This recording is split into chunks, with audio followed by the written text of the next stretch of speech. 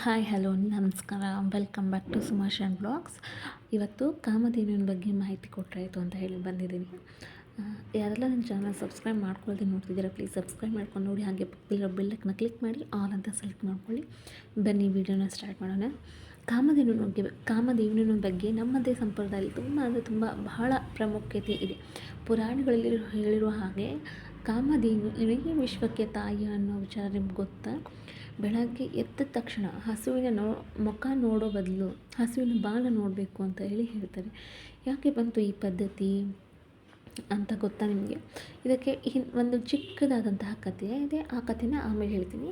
ಅದಕ್ಕೂ ಬಿಫೋರು ಕಾಮಧೇನುವಿನ ಬಗ್ಗೆ ಯಾವ ಪುರಾಣಗಳಲ್ಲಿ ಉಲ್ಲೇಖ ಇದೆ ಅನ್ನೋದನ್ನು ತಿಳಿಸ್ಕೊಡ್ತಿದ್ದೀನಿ. ಫಸ್ಟ್ ಬಂದು ಅಗ್ನಿ ಪುರಾಣ ಅಂತ ಹೇಳಿ, ಆಮೇಲೆ ಅಥರ್ವ ವೇದ, ಮಾರ್ಕಂಡೇಯ ಪುರಾಣ, ವಿಷ್ಣು ಸಮತಿ ಅಂತ ಹೇಳಿ, ಮತ್ತು ಸ್ಕಂದ ಪುರಾಣ, ಭಗವದ್ಗೀತೆ, ಮಹಾಭಾರತ, ಕೂರ್ಮ ಪುರಾಣ ಅಂತ ಹೇಳಿ ಅನೇಕ ಪುರಾಣಗಳಲ್ಲಿ ಕಾಮಧೇನುವಿನ ಬಗ್ಗೆ ಉಲ್ಲೇಖ ಇದೆ. ಅದರಲ್ಲಿ ಮೇಯ್ನ್ ಆಗಿರುವಂತಹ ಈ 8 ಪುರಾಣಗಳಲ್ಲಿ ಸಹ ಉಲ್ಲೇಖ ಇದೆ ಅಂತಲೇ ಹೇಳ್ಬೋದು. ಈ ಥರ ಪ್ರತಿಯೊಂದು ಮಹಾಕೃತಿಗಳಲ್ಲಿ ಕಾಮಧೇನುವಿನ ಬಗ್ಗೆ ಉಲ್ಲೇಖ ಇದೆ. ಹಸುವಿನಲ್ಲಿ ಕೋಟ್ಯಾನುಕೋಟಿ ದೇವತೆಗಳು ವಾಸವಾಗಿರ್ತಾರೆ ಅನ್ನೋದು ನಮಗೆ ಮೊದಲು ಗೊತ್ತು. ಹಾಗೆ ನಂಬುತ್ತೀವಿ ಸಹ ಅದನ್ನು ನಾವು. ಇನ್ನೊಂದು ನಂಬಿಕೆ ಏನಂದರೆ ಹಸುವಿನ ಬಾಲ್ಯದಲ್ಲಿ ಲಕ್ಷ್ಮಿ ನೆಲೆಸಿರ್ತಾಳೆ ಅಂತ ಸಹ ಹೇಳ್ತಾರೆ. ಈ ಕಾರಣಕ್ಕೂ ಸಹ ಹಸುವಿನ ಬಾಲವನ್ನು ಬೆಳಗ್ಗೆ ಎದ್ದ ತಕ್ಷಣ ನೋಡಬೇಕು ಅಂತ ಹೇಳ್ತಾರೆ. ಆಗ ತುಂಬ ಒಳ್ಳೆಯದಾಗುತ್ತೆ ಎಂದು ಸಹ ಹೇಳ್ತಾರೆ. ಆಗ ಸಾಕ್ಷಾತ್ ಲಕ್ಷ್ಮೀ ದೇವಿಯನ್ನೇ ನೋಡಿದಷ್ಟು ಪುಣ್ಯ ನಮಗೆ ಸಿಗುತ್ತೆ ಅಂತಲೂ ಸಹ ಹೇಳಿದ್ದಾರೆ ಪುರಾಣಗಳಲ್ಲಿ. ಯಾರು ಈ ಕಾಮಧೇನು ಅಂತ ನಿಮಗೆ ಗೊತ್ತಾ? ಯಾರ ಮಗಳು ಈ ಕಾಮಧೇನು, ಯಾರ ತಾಯಿ ಈ ಕಾಮಧೇನು, ಮತ್ತು ಯಾರ ಸಹೋದರಿ ಈ ಕಾಮಧೇನು ಅಂತ ಹೇಳಿ ತಿಳಿಸ್ಕೊಡ್ತೀನಿ. ಬನ್ನಿ, ವಿಡಿಯೋನ ಎಲ್ಲಿ ಸ್ಕಿಪ್ ಮಾಡಬೇಡಿ.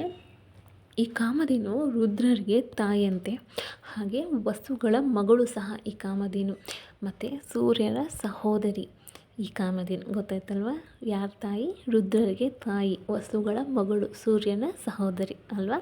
ಸೊ ಹಸುವಿನ ಬಾಲ ಇರುವ ಜಾಗವನ್ನು ಋಗ್ವೇದ ಅಂತ ಹೇಳಿ ಕರಿತೇವ್ರ. ಮತ್ತು ಹಸುವಿನ ದೇಹನ ಯಜುರ್ವೇದ ಅಂತ ಹೇಳ್ತಾರೆ. ಹಸುವಿನ ಬಾಯಿ ಸಾಮವೇದ. ಹಸುವಿನ ಮೃದುವಾದ ಕೂದಲುಗಳನ್ನು ಮಂತ್ರಗಳಿಗೆ ಸಹ ಹೋಲಿಸಿದ್ದಾರೆ. ಮತ್ತು ಇನ್ನೊಂದು ಮೇನ್ ಇಂಪಾರ್ಟೆಂಟ್ ಥಿಂಗ್ಸ್ ಅಂದರೆ ಭಗವದ್ಗೀತೆಯಲ್ಲಿ ಕೃಷ್ಣ ಪರಮಾತ್ಮನೇ ಹೇಳಿದ್ದಾರಂತೆ, ನಾನೇ ಈ ಕಾಮಧೇನು, ನನ್ನ ಇನ್ನೊಂದು ರೂಪವೇ ಈ ಕಾಮಧೇನು ಅಂತ ಹೇಳಿದ್ದಾರಂತೆ. ನೋಡಿ ಎಷ್ಟು ಚೆನ್ನಾಗಿ, ಸಾಕ್ಷಾತ್ ಕೃಷ್ಣ ಪರಮಾತ್ಮನೇ ಆ ಕಾಮಧೇನುವಿನ ಪ್ರತಿರೂಪವಂತೆ. ನಿಜ ಅಲ್ವಾ? ಸೊ ನಾವು ಹಿಂದೂ ಸಂಪ್ರದಾಯದಲ್ಲೂ ಸಹ ಅಷ್ಟೇ ಪ್ರಾಮುಖ್ಯತೆಯನ್ನು ಕೊಡ್ತೀವಿ ಈ ಕಾಮಧೇನುವಿಗೆ. ಇನ್ನೊಂದು ವಿಚಾರ ಏನಂದರೆ, ಈ ಹಸುವಿಗೆ ಯಾರು ಒಂದು ಹೊತ್ತಿನ ಊಟ ಹಾಕ್ತಾರೋ ಅವರು ಏನು ಮಾಡೋದು ಬೇಡ, ಅಂದರೆ ಯಾವ ಪೂಜೆಗಳು ಮಾಡೋದು ಬೇಡ, ಯಾವುದೇ ಕೆಲಸ ಮಾಡೋದು ಬೇಡ, ಅಂದರೆ ಯಾವುದೇ ಒಳ್ಳೆಯ ಕಾರ್ಯಗಳನ್ನು ಮಾಡೋದು ಬೇಡ. ಅವರಿಗೆ ಮೋಕ್ಷ ಸಿಗುತ್ತೆ, ಎಲ್ಲ ಪಾಪ ಕರ್ಮಗಳು ಕಳೆದು ಮೋಕ್ಷ ಪ್ರಾಪ್ತಿಯಾಗುತ್ತೆ ಅಂತ ಹೇಳಿದ್ದಾರೆ ಅಂತೆ. ನೋಡಿ ಪುರಾಣಗಳಲ್ಲಿ. ಗೊತ್ತಾಯ್ತಲ್ವಾ? ನಾಯಿ, ಬೆಕ್ಕು, ಈ ಥರ ಇನ್ನಿತರೆ ಪಕ್ಷಿಗಳನ್ನು ಸಾಕೋ ಬದಲು ಈ ಹಸುವಿನ ಅಂದರೆ ಕಾಮಧೇನುವಿನ ಸಾಕೋದ್ರಿಂದ ನಮಗೆ ಮೋಕ್ಷ ತಾನಾಗಿಯೇ ಸಿಗುತ್ತೆ ಅಂತಹ ಪುರಾಣಗಳಲ್ಲಿ ಹೇಳಿದ್ದಾರಂತೆ. ಹಾಗೆ ಈ ಹಸು ತಿನ್ನೋ ಪ್ರತಿಯೊಂದು ತುತ್ತಿನಲ್ಲಿ ನಮಗೆ ಊಟ ಹಾಕೋ ವ್ಯಕ್ತಿಗೆ ಒಳ್ಳೆಯದಾಗಲಿ ಅಂತ ಹೇಳಿ ಬಯಸಿ ಆಶೀರ್ವಾದ ಮಾಡಿ ಊಟ ಮಾಡುತ್ತಂತೆ ಈ ಕಾಮಧೇನು. ಎಷ್ಟು ಮೃದು ಸ್ವಭಾವ ಅಲ್ವಾ ಈ ಕಾಮಧೇನು. ಹಾಗೆ ಎಷ್ಟೊಂದು ಪುಣ್ಯ ಸಿಗುತ್ತಲ್ವ ನಮಗೆ ಕಾಮಧೇನುವನ್ನು ಪೂಜಿಸೋದ್ರಿಂದ. ಗೊತ್ತಾಯ್ತಲ್ವ? ಈ ಒಂದು ಒಳ್ಳೆಯ ಮಾಹಿತಿನ ನನಗೆ ಒಬ್ಬರು ಹಿರಿಯರು ಹೇಳಿದ್ದಾರೆ. ನಾನು ಹೇಳೋದ್ರಲ್ಲಿ ಏನಾದರೂ ಮಿಸ್ಟೇಕ್ಸ್ ಇದ್ದರೆ ದಯವಿಟ್ಟು ಕ್ಷಮೆ ಇರಲಿ. ವಿಡಿಯೋ ಇಷ್ಟ ಆದರೆ ದಯವಿಟ್ಟು ನಿಮ್ಮ ಫ್ರೆಂಡ್ಸ್ ಆ್ಯಂಡ್ ಫ್ಯಾಮಿಲಿ ಜೊತೆ ಶೇರ್ ಮಾಡಿ.